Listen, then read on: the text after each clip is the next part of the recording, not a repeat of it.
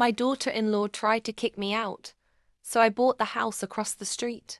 They say revenge is best served cold, but mine came with champagne, silk curtains, and a penthouse view.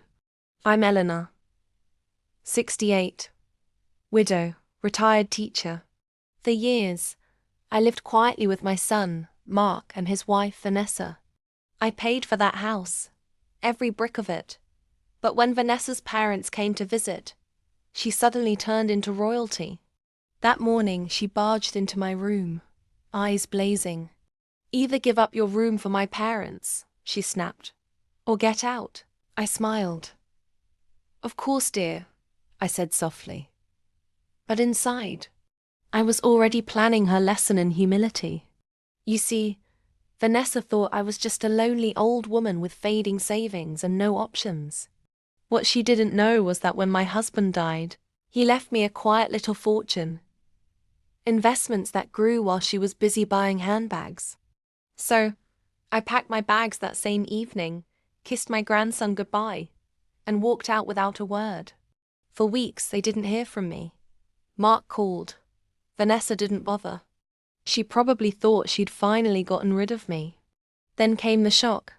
Across the street from their house stood the Parkview Towers, the most luxurious apartment complex in the city. Units sold for millions. And on a bright Friday morning, a black Bentley rolled up to its entrance. And out stepped me. Draped in cream silk, sunglasses perched, I handed the keys to the valet and walked into the lobby. From their window, Vanessa froze.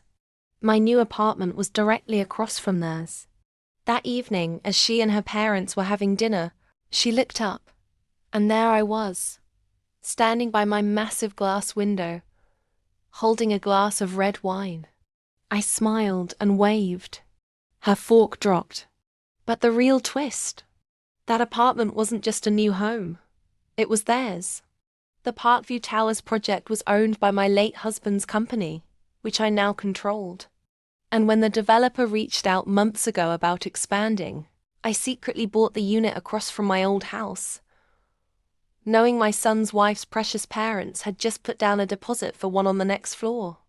A week later, Vanessa received a notice. Ownership dispute. Property title retracted pending review. Her in-laws' dream home. Gone. When my son came to see me, I poured him tea and said gently, "Never forget who built the roof you live under."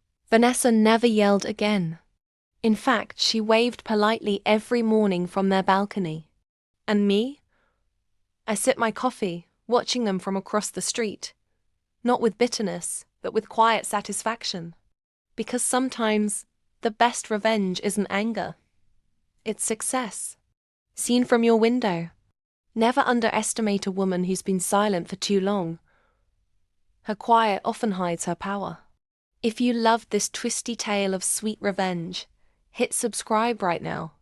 More shocking stories are coming your way. Stories that prove one thing: karma never forgets an address.